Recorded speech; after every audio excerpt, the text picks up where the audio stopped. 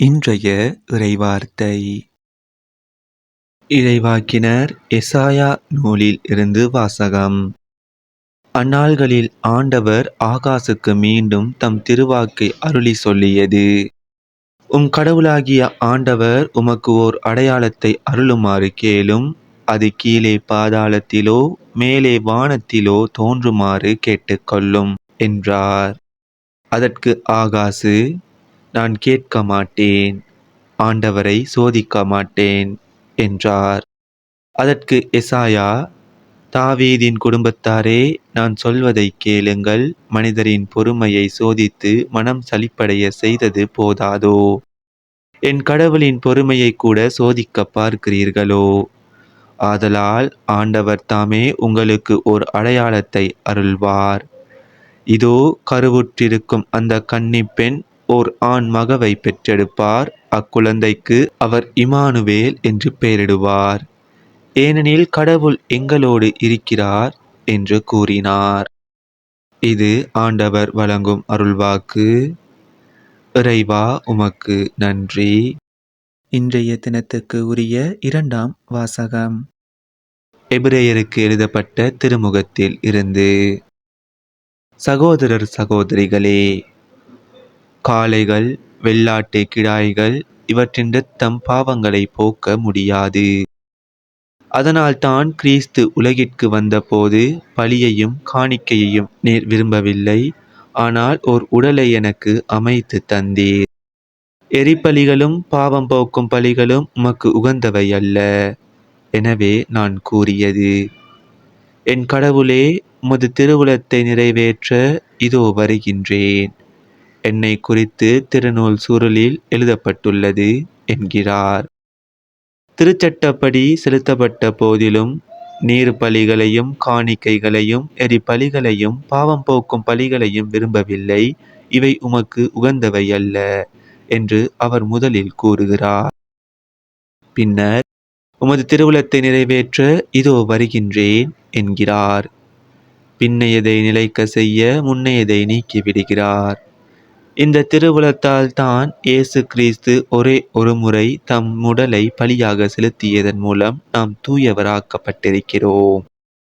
இது ஆண்டவர் வழங்கும் அருள்வாக்கு. இறைவா, உமக்கு நன்றி. இன்றைய தினத்துக்கு உரிய நற்செய்தி வாசகம் லூக்கா எழுதிய தூய நற்செய்தியில் இருந்து. 6ஆம் மாதத்தில் கப்ரியேல் எனும் வானதூதரை கடவுள் கலிலேயாவிலுள்ள நாசரேத்து எனும் ஊரிலிருந்த ஒரு கன்னியிடம் அனுப்பினார். அவர் தாவீது குடும்பத்தினராகிய யோசேப்பு எனும் பெயருடைய ஒருவருக்கு மன ஒப்பந்தமானவர். அவர் பெயர் மரியா. வானதூதர் மரியாவுக்கு தோன்றி, அருள் நிறைந்தவரே வாழ்க, ஆண்டவர் உம்மோடு இருக்கிறார் என்றார். இவ்வார்த்தைகளை கேட்டு அவர் கலங்கி, இந்த வாழ்த்து எத்தகையதோ என்று எண்ணிக்கொண்டிருந்தார். வானதூதர் அவரை பார்த்து, மரியா, அஞ்ச வேண்டாம், கடவுளின் அருளை கண்டடைந்துள்ளீர். இதோ, கருவுற்று ஒரு மகனை பெறுவீர், அவருக்கு இயேசு எனும் பெயரிடுவீர். அவர் பெரியவராயிருப்பார், உன்னத கடவுளின் மகன் எனப்படுவார். அவருடைய தந்தை தாவீதின் அரியணையை ஆண்டவராகிய கடவுள் அவருக்கு அளிப்பார். அவர் யாக்கோபின் குடும்பத்தின் மீது என்றென்றும் ஆட்சி செலுத்துவார். அவருடைய ஆட்சிக்கு முடிவே இராது என்றார். அதற்கு மரியா வானதூதரிடம், இது எப்படி நிகழும்? நான் கன்னி ஆயிற்றே என்றார். வானதூதர் அவரிடம், தூய ஆவி உம்மீது வரும், உன்னத கடவுளின் வல்லமை உம்மேல் நிழலிடும். ஆதலால் உம்மிடம் பிறக்கப் போகும் குழந்தை தூயது. அக்குழந்தை இறை மகன் எனப்படும். உம் உறவினராகிய எலிசபெத்தும் தம் முதிர்ந்த வயதில் ஒரு மகனை கருத்தரித்திருக்கிறார். கருவுற இயலாதவர் என்று சொல்லப்பட்ட அவருக்கு இது 6ஆம் மாதம். ஏனெனில் கடவுளால் இயலாதது ஒன்றுமில்லை என்றார். பின்னர் மரியா, நான் ஆண்டவரின் அடிமை, உம் சொற்படியே எனக்கு நிகழட்டும் என்றார். அப்பொழுது வானதூதர் அவரை விட்டு அகன்றார். இது நம் கிறிஸ்து இயேசு வழங்கும் வாழ்வு தரும் நற்செய்தி. கிறிஸ்துவே உமக்கு புகழ். இன்றைய தினத்துக்கு உரிய சிந்தனை துளிகள். சர்வ வல்லவரான இறைவன் அனைத்திற்கும் தன் தாயை சார்ந்து வாழும் ஒரு மழலையாக அன்னை மரியாளின் கரங்களில் தவழ தன்னையே கருவாக உருமாற்றி அவர் உதிரம் அடைக்கின்றார். இதோ மனிதரை மீட்க தந்தையின் திருவுள்ளம் நிறைவேற்ற இதோ கன்னியின் வழியாக வருகிறார் இறைவன்.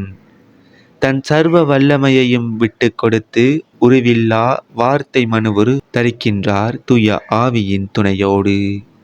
இந்த மாபெரும் அதிசயம் நிகழ வானதூதர் வழியாய் அன்னை மரியின் இசைவை நாடுகின்றார்.